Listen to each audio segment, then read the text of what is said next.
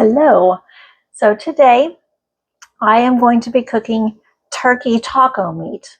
This is something that is easy to cook, and then you can make it into burritos, you can make it for tacos, you can do whatever you want to with it, but we're just going to show the basic turkey taco meat. And for that, I got this on sale at Walmart. This does have rosemary extract. Some people cannot use rosemary extract if you are alpha-gal positive, but to me it doesn't seem to matter. So just do the food that works for you. And it needs 2 pounds of that. Again, I bought this because it's cheaper right now. You can also buy the rolls, which is what I normally buy. It works all the same as long as you get 2 pounds of it. I usually get like the 93% lean and 7% fat. This is what was on sale, 99% one. So just use whatever you have. We are going to need spices of oregano, and then also cumin, chili powder, and paprika, and of course salt. You will need 2 garlic cloves, bell pepper, red bell pepper. You only need about 1/4 of the red bell pepper. So I buy one, I cut it up, and then I vacuum seal up each portion so therefore I don't have to waste a bell pepper each time. And then it can be a whole onion or half an onion. This is my half of an onion from the other day when I was cooking my other food. So I'm just using that up. So what we're going to do first is get the turkey cooking. You need a big, large skillet pan that will hold 2 pounds of turkey. I've already got it pre-warming because this skillet is pretty thick, so it takes a little bit to get warmed up. And I'm just going to dump my turkey meat in the pan. And do that with the other one too. Turn my heat up now that I'm actually cooking. And dump this in there too. Now, sometimes it's easiest just to break all this meat up with your hands first, especially if you have the rolls of turkey, because they're really smushed up in there. This is really easy because it's not all that smushed up. So break up your turkey. That way you have little pieces later.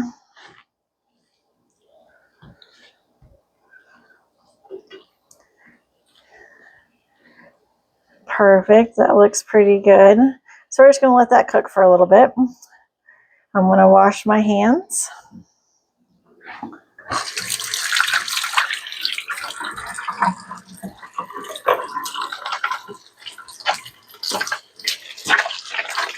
Now, as the turkey is cooking, what I use for the turkey is one of these. It really makes your meat thin into little teeny tiny pieces, which is what we like. Our family does not like the chunky meat pieces, so these are really good. I've got a silicone one because silicone is always better to use now than like that black plastic. They show that a lot of plastic particles get in your food if you use the black plastic to cook with. So I've changed almost all of my utensils to silicone. And so that's going to cook for a while. I usually don't even mess with that. In the process, later while that is cooking, I am going to get the mixture of the onion, bell pepper, and garlic. I'm going to get that mixed up. So I need 2 cloves of garlic. The best way to get your garlic undone is you can see where the clove is right there. Stick your knife in by it and then wiggle it, and then the garlic clove pops out. That is a tip that I have figured out. And then when you want to peel your garlic, see how it has the end right there? I always cut that end off, and then after that it's easier to grab to get it peeled after that. And sometimes it's easier than others, but that usually does help. I did buy a fancy garlic peeler thing, like whenever you stick it in this little roll and you stick it in there and that takes it off.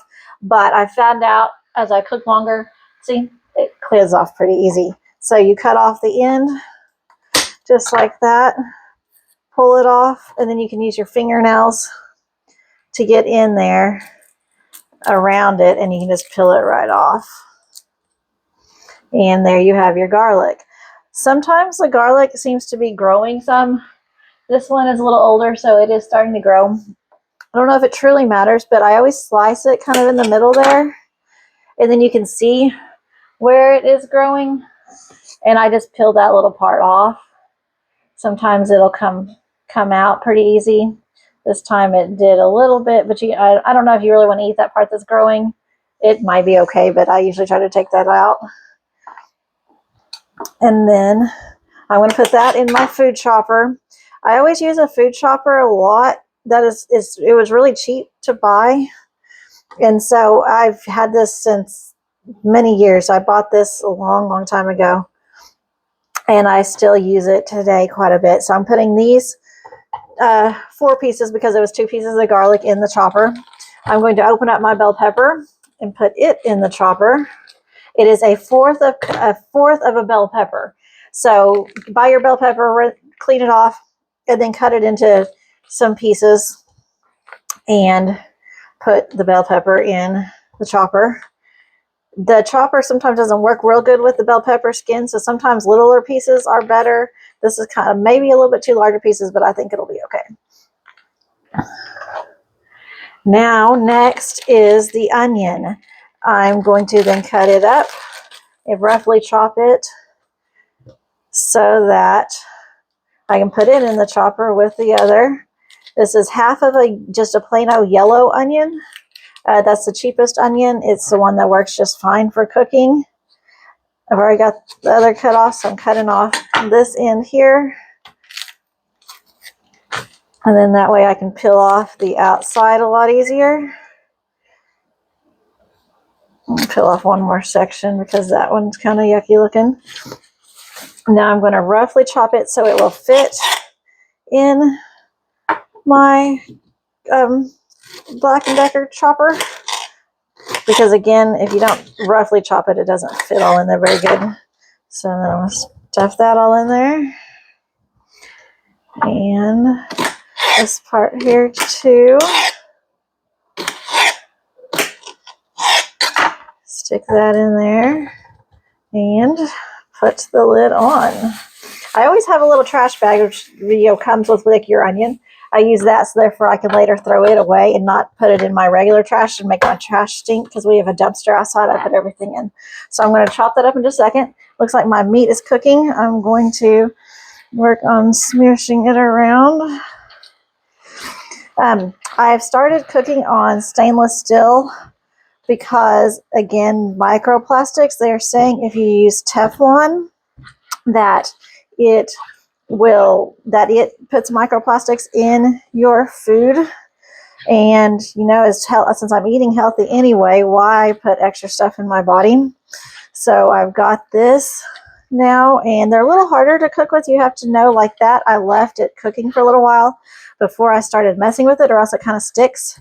And it still kind of sticks a little bit, but it still works really good. I have to clean them at the end with Barkeeper's Friend. I use the powder and a sponge, and that cleans them up pretty good. This one I got at TJ Maxx or something like that, and I love the pan of this brand along with a smaller one, and I love it a lot. It is wonderful. So now that I'm getting this all chopped up, I'm going to do that a little bit more so it can cook again. And now I'm going to let that set for a second and cook. Now I'm going to plug this in and turn it on. Again, it's going to be very loud, just like it was last time when I was cooking the chicken taco meat. So hang on just one second and watch it smush up.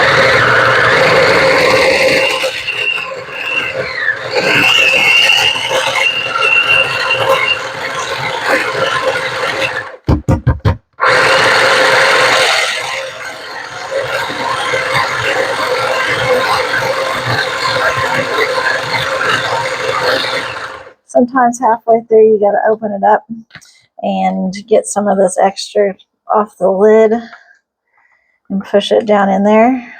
Because again, on my taco meat, I don't I love the flavoring, but I do not want to see just specific little bits of onion and garlic and stuff in there. I want it all just as flavor.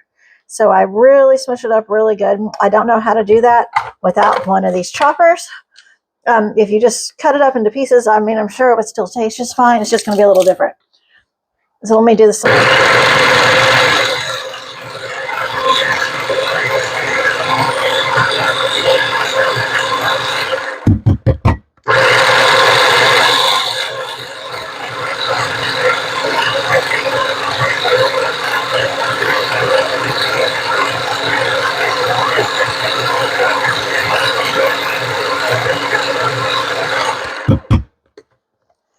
Almost there.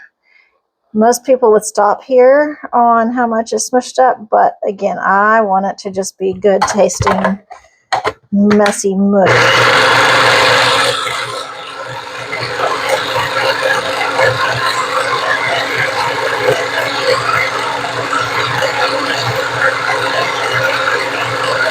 Alright, so that looks like that is about ready.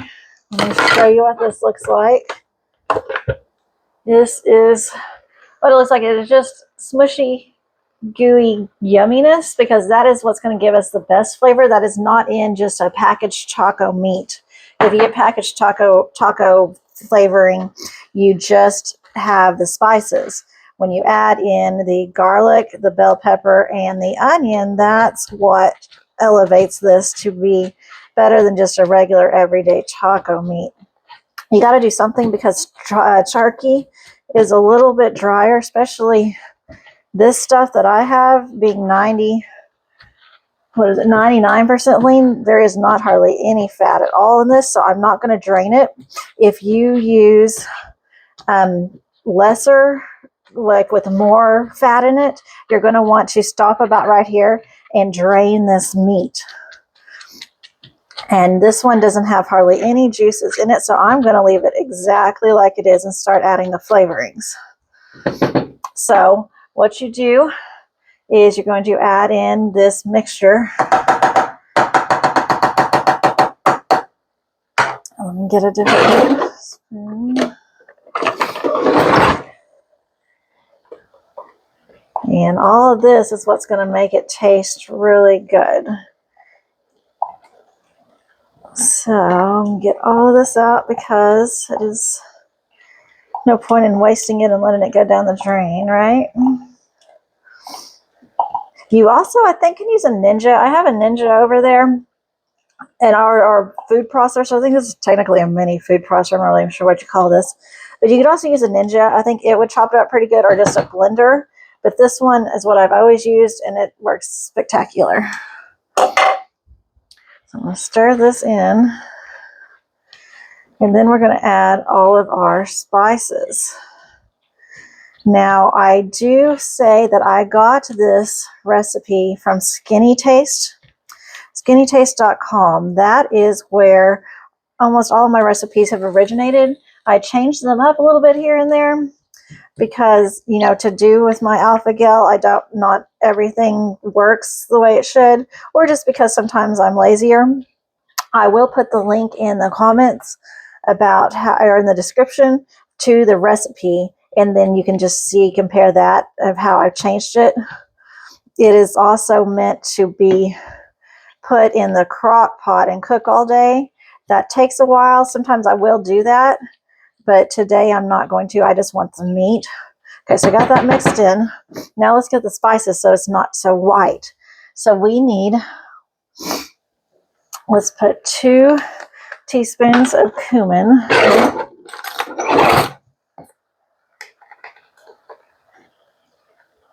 1, 2, because that's what the recipe says 2 teaspoons in there first, and then you put more in later. So we may end up adding more later depending on what it tastes like. Then I'm going to put, let's see, 2 teaspoons salt. 1, 2. I'm going to turn the heat down on this. I had it up at 6, which is a little past medium. I'm going to put it down at 3, which is like medium low. And then we need, let me stir it. Kind of smell it cooking a little bit. Okay. Now we need 2 teaspoons chili powder.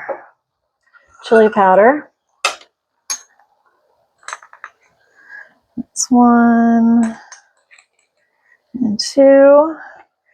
And then we need 2 teaspoons paprika. Using this paprika here. There's smoked paprika and there's regular paprika. This is regular paprika we are using. Paprika is very red. That will help get our meat more to looking more like taco meat. And it doesn't have it's not real strong in flavor, so that's why you usually use quite a bit when you do use it. And then 1 teaspoon oregano.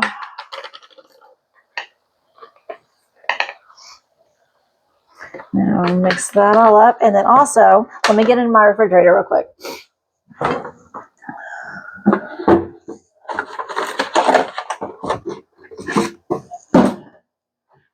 The recipe says to add 8 ounces of tomato sauce.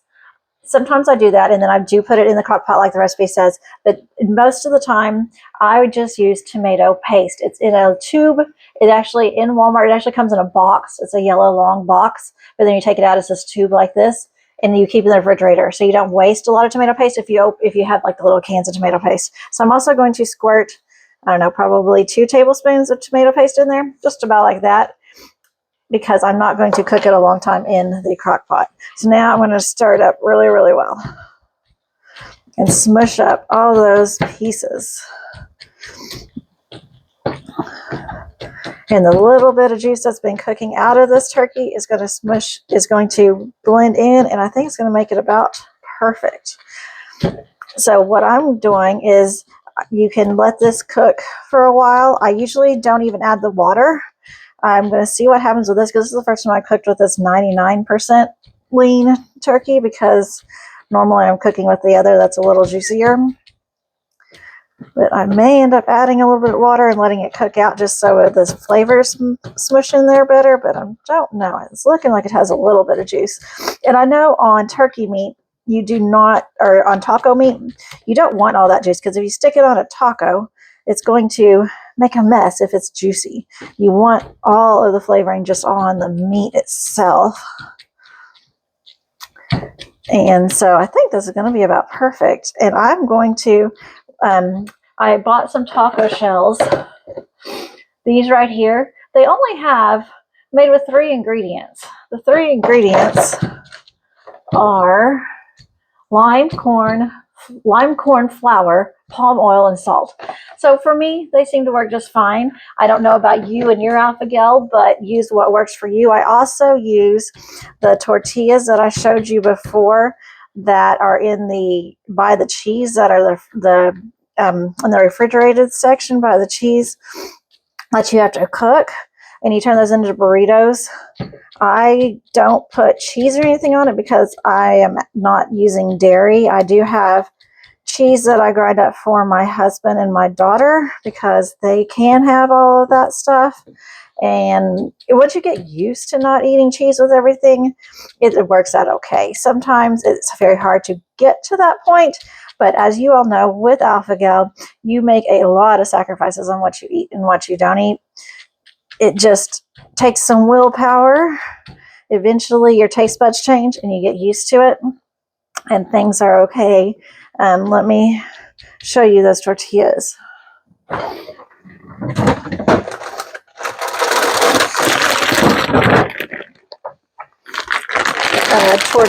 Land tortillas.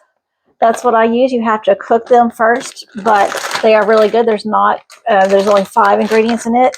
And then this is the cheese that I buy for my husband and my daughter. Colby and Monterey Jack seems to work really good with it in their little individual package. So therefore, if we don't use a whole lot, it doesn't go bad. I don't buy the pre-shredded stuff because there's cellulose powder in that, and that is not good for you and just makes your food not very good. So always buy the sticks or the chunks and then grate your own, and that works much better. We are almost done here. I'm just trying to get it all smushed up little.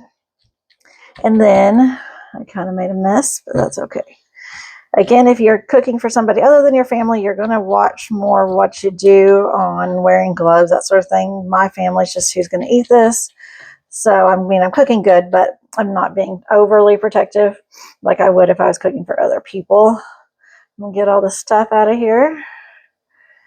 All that goodness. And like I said, the difference between the regular making a taco meat with the packets and this is mainly the onions and the garlic that you put in there, because that gives it all the flavor, makes it a lot better. So I'm going to let this cook for probably about 10 or 15 minutes just to on low, just to let the flavors all get together. And then I can do whatever I want to with this meat. Make it as tacos, make it as burritos, whatever you think. So let me show you this and see what it looks like. There we go. Well, thank you. And if you have any questions, just comment and I will try to answer them. And we'll see you next time.